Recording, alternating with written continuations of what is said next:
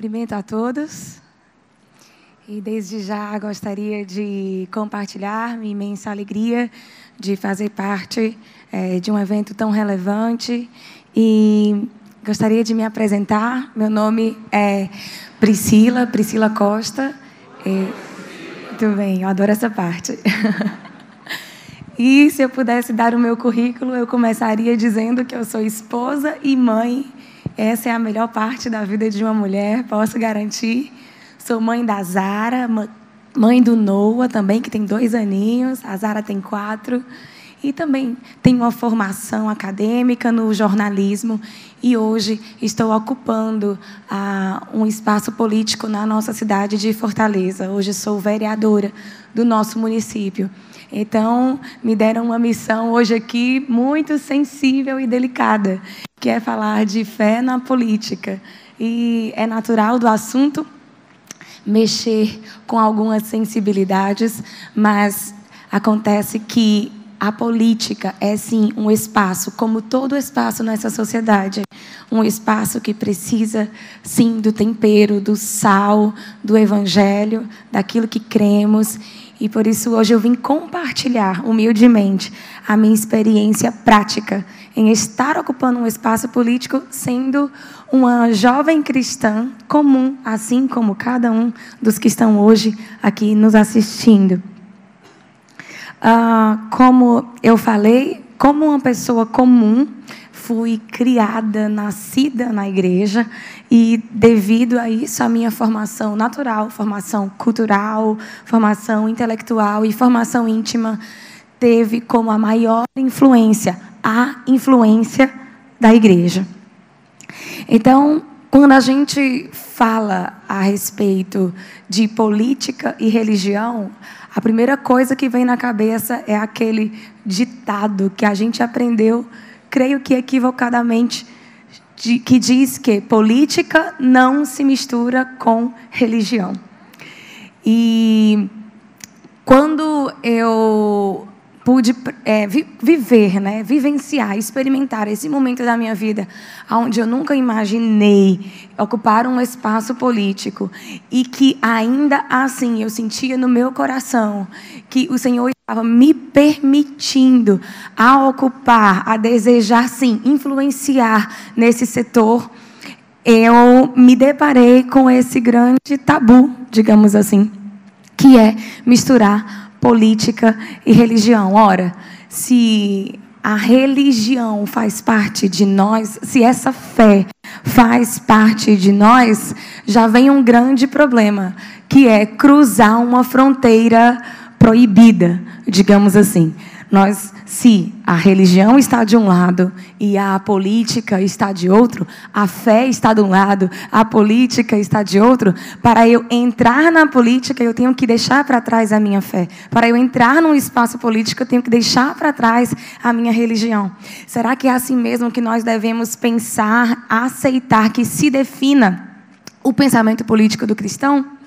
E foi aí onde eu me deparei com um texto que ganhou o meu coração a respeito da religiosidade inescapável, né? A religiosidade não dá para você escapar dela. A sua fé, os seus valores, aquilo, as ideias, valores e verdades, a revelação que ganhou o seu coração, não tem como escapar dela. Então, se a religiosidade é inescapável, se toda a existência humana depende, sim, da religião, como é que a religião poderá ser separada da política? Difícil imaginar como isso possa acontecer. E aí eu vi isso se materializar na minha vida quando tive a primeira conquista nesse pleito eleitoral. Foi, e agora? A fé faz parte de mim. Então, se eu não posso ocupar aquele espaço, eu sou mal-vinda naquele espaço por causa da minha fé? E agora? Então, comecei uma grande reflexão sobre a igreja estar completamente inerente, sim, ao pensamento político que deve nortear a sociedade. E o fato da religião e da política se relacionarem nos trouxe muitos progressos ao longo da história da humanidade. Eu poderia aqui falar, por exemplo, da civilização ocidental. A civilização ocidental que nos alcançou também enquanto Brasil é uma das maiores experiências de liberdade humana. E essa civilização ocidental tem entre o seu principal pilar, o pilar cultural. Entre os principais pilares, o pilar cultural é o que sustenta a base maior da civilização ocidental. E esse pilar é a cultura judaico-cristã. Essa cultura judaico-cristã, são esses valores por nós enaltecidos, são essas ideias que nós adotamos como virtudes, que vêm a definir as nossas bases morais. As bases morais que traz a conclusão de que todo ser humano é igual. A base moral de que todo ser humano é livre, por exemplo. Os nossos alicerces intelectuais, aquilo que nós entendemos por liberdade, aquilo que nós entendemos por compaixão, aquilo que nós entendemos por justiça. Os alicerces intelectuais do Ocidente, por exemplo, foram definidos, impactados, influenciados pelo pensamento cristão. Por essa cultura judaico-cristã. Os direitos fundamentais, eu poderia falar aqui sobre as liberdades fundamentais, o direito, a ideia sobre a dignidade humana. Por que esse homem é digno? Por que esse homem é sagrado? Por que esse homem tem valor? Tudo isso são ideias do cerne do cristianismo. Foi justamente as ideias cristãs ocupando esse espaço, não se omitindo dos espaços políticos, que puderam trazer para a política esse progresso dessa visão de homem. Eu poderia dar um exemplo americano sobre o fim da escravidão.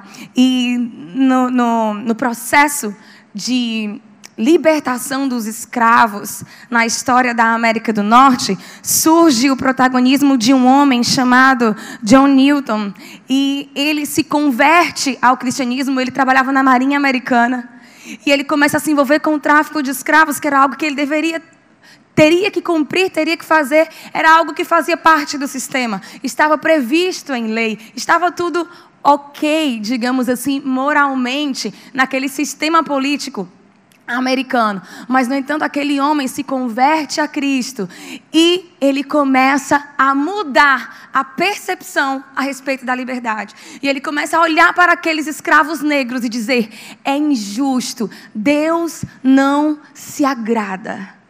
E é no protagonismo de um homem cristão, com o seu pressuposto de que Deus não se agrada, que as ideias que sustentavam a escravidão na América começam a ruir. Olha a participação, o protagonismo de alguém que, como igreja, não a igreja instituição, mas a pessoa, a igreja, como igreja, ele influenciou positivamente para as ideias de liberdade, a liberdade humana. E dentro disso, quando eu começo a falar, ora, se a religião não pode participar da política, eu estou dizendo que as minhas ideias de fé, os meus pressupostos de fé, não podem participar da política. Então eu estou dizendo que o cristão, ele tem menos direito ao espaço político. Eu estou dizendo que as ideias cristãs, ela tem menos direito a acessar o espaço político. Então eu estou dizendo que o cristão é subcidadão. Nós não acreditamos que somos subcidadãos.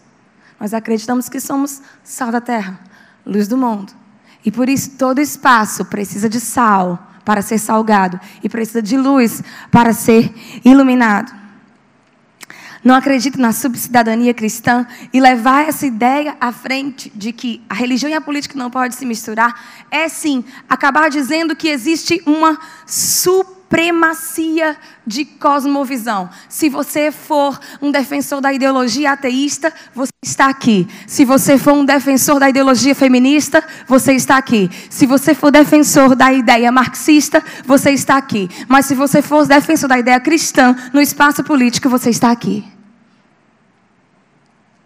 E a gente começa a aceitar esse tipo de ideia imposta. E dentro disso eu tive 2 situações práticas na minha vida que eu vou compartilhar hoje com vocês aqui. Eu tenho apenas 1 ano e meio de parlamento, mas vivi 2 situações bem interessantes. A primeira foi quando eu estava pleiteando para ser a presidente da Comissão de Direitos Humanos. Na semana seguinte da minha manifestação do desejo de ocupar esse espaço, houve uma matéria num dos jornais de maior circulação da cidade, talvez o maior jornal da nossa cidade, trazendo uma matéria onde 80 movimentos relacionados aos direitos humanos estavam fazendo um abaixo-assinado contra o meu nome. Eu só tinha 1 semana de mandato, mas eu já tinha todos os motivos do mundo para ser um mau nome. E foi dessa forma que essa matéria trouxe o nome da vereadora Priscila Costa, de que não era um bom nome porque tinha ligação com a igreja. Então, veja só. Não importa as ideias que uma mulher parlamentar defenda, não importa a sua competência, não importa a sua legitimidade. Se ela é ligada a uma instituição de fé, ela é um mau nome. E é curioso a gente ver que muitos desses movimentos ligados aos direitos humanos se diziam movimentos feministas. Mas, no entanto, uma mulher que fosse livre para ter uma fé seria excluída. A mulher só é livre para ser submissa à agenda política dominante. A mulher que segue a sua fé e as suas convicções íntimas pessoais deverá ser rebaixada, deverá ser mal-vinda. E foi essa nossa mentalidade de que religião não se mistura com política, que foi dando espaços para até uma imprensa que deveria ser de respeito, pudesse veicular algo do tipo. Uma outra experiência que eu tive também foi durante a apresentação da Comissão de Direitos Humanos. Havia um ex-vereador presente e quando eu defendi a ideia do princípio da vida contra as tentativas de legalizar, por exemplo, o aborto deliberado no Brasil, essa pessoa se levantou, usou a tribuna e disse que eu representava o mal. Veja só, quando a pessoa foi justificar porque eu representava o mal, ele estava dizendo que eu representava o mal, porque eu estava trazendo um pressuposto da minha fé para a defesa de um princípio da Constituição. Mas vejam só, o termo mal é um termo religioso. O termo mal, considerar algo mal, pelo mal ser um conceito também religioso, acaba sendo também um dogma. Então, muitas vezes os cristãos, as ideias cristãs são expulsas do ambiente político, porque são consideradas dogmas, mas são substituídos por outros dogmas. Dogmas muitas vezes ateus. Dogmas muitas vezes que são anticristãos. E a gente vai legitimando quando a gente começa a concordar com esse tipo de movimento. E nós estamos pagando caro por essa omissão. Só para vocês terem uma ideia hoje aqui, o plano pedagógico da nossa cidade de Fortaleza, o plano pedagógico do nosso município, o que rege todo tipo de política educacional, ele é baseado na mentalidade de Vygotsky. E esse mesmo Vygotsky, inclusive, é citado no nosso plano educacional. Ora, Vygotsky diz que o homem não é essência. Diz, portanto, que a fé é uma grande mentira, porque se o homem não é essência, o homem é só material. Vygotsky foi um dos grandes nomes que elaboraram, por exemplo, o plano educacional da União Soviética. Um regime que, ao longo da história, matou milhões de pessoas, principalmente cristãos. É essa mesma mentalidade de que o ser humano não tem essência nenhuma. É o que define o nosso plano educacional. E isso porque nós nos omitimos. Nós simplesmente decidimos que as nossas ideias não participarão da política. Não é à toa que o Manual de Ensino de 2014, por exemplo, prevê, sabe o quê? Prevê que toda criança brasileira tem o direito ao prazer sexual. Esse é o Manual de Ensino da Criança do governo brasileiro. Então, essas pessoas, é esse tipo de cosmovisão que não é cristã, é esse tipo de cosmovisão que hoje está definindo o que é o homem, que hoje está definindo o que é a infância. E a infância hoje tem tudo a ver com sexo, porque toda criança tem direito ao prazer sexual. Eu queria trazer aqui alguns casos do nosso próprio município em relação a essas ideias sendo colocadas em prática contra as nossas crianças. Uma delas é uma parede pintada da escola do Conjunto Palmeira, onde, com a autorização do governo, né, da prefeitura, realiza-se uma pintura como essa, que tem o corpo nu de uma mulher, e pode passar na próxima para botar outro pedaço da parede. Está ali a figura de uma mulher praticando o ato da masturbação. Isso numa escola fundamental do município. E diz assim: Siririca faz bem à saúde, reduz o risco de doença cardíaca, ajuda com a insônia, regula ciclos menstruais, reduz o risco de depressão. O que isso está fazendo dentro dos ambientes educacionais? A apologia a esse tipo de ato dentro dos ambientes educacionais. Claro, as crianças agora, segundo o Manual de Ensino de 2014, têm o direito ao prazer sexual.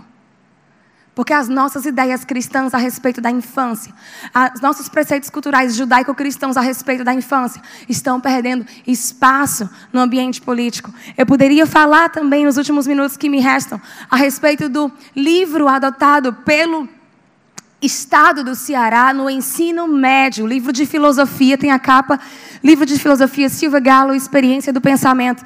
E no capítulo 3, quando ele começa a falar da identidade humana, da sexualidade humana, ele vem dizer que a ideia de homem e mulher não existe. Essa ideia de feminino e de masculino é uma invenção de um aparelho social opressor. E fala sobre o que seria a identidade do homem pós-moderno. E a gente começa a concluir, ao decorrer do texto, que a identidade do homem pós-moderno é aquele que consegue desconstruir toda a masculinidade e consegue criar a identidade humana como um jogo, um embaralhamento de identidades. Tem a próxima foto que está no livro? Pronto, esse é um exemplo do homem pós-moderno. O homem pós-moderno tem cabelos femininos, tem barba masculina. Ele pode ser heterossexual, inclusive, mas ele usa o vestido feminino. Porque aqui nós não estamos falando de homossexualismo nem heterossexualismo. Nós estamos falando da negação de uma identidade humana com propósito. Nós estamos dizendo que não existe nenhum conceito sobre identidade humana. Se a identidade humana não existe, ela é qualquer coisa. E se ela é qualquer coisa, é porque ela não é nada. Então, essa é a ideia do ser humano que nós estamos deixando ocupar e definir o futuro da nossa nação. E para concluir, nós estamos chegando em tempo, eu sei que hoje eu estou diante de líderes, estamos chegando em tempos de eleição. E a primeira pergunta que nós fazemos: eu devo me envolver ou eu não devo me envolver? A primeira coisa que nós devemos repensar é o nosso papel. A primeira coisa que nós devemos repensar é sim a nossa cidadania e a nossa responsabilidade também por todas as questões sociais, inclusive as políticas. E dentro disso, nós como cristãos também devemos nos arrepender. Nos arrepender da nossa omissão. Nos arrepender porque muitas vezes nós tomamos, às vezes com um intuito bom, nós tomamos posturas equivocadas, decisões equivocadas. E principalmente, precisamos formar políticos. Formar jovens cheios de vocação, cheios do Espírito Santo de Deus, que possam, com muita coragem, ocupar esses espaços. Porque se não formos nós, os influenciadores do pensamento político dessa geração de jovens, quem vai ser? Quem vai ser? Se a igreja está dizendo que não é papel dela, quem será que definirá o pensamento político da nossa juventude? Então, diante disso, eu quero terminar dizendo que se existe esperança para o Brasil, eu tenho certeza que essa esperança não está sobre um candidato. Essa esperança não está sobre um partido, nem sobre um governo. Essa esperança está sobre a igreja. Está sobre mim e sobre você, com um desejo honesto e um compromisso profundo de levar o doce perfume de Cristo, através das ideias do Evangelho, para todos os setores da sociedade. A esperança do Brasil é que você ocupe espaços. Pense sobre isso.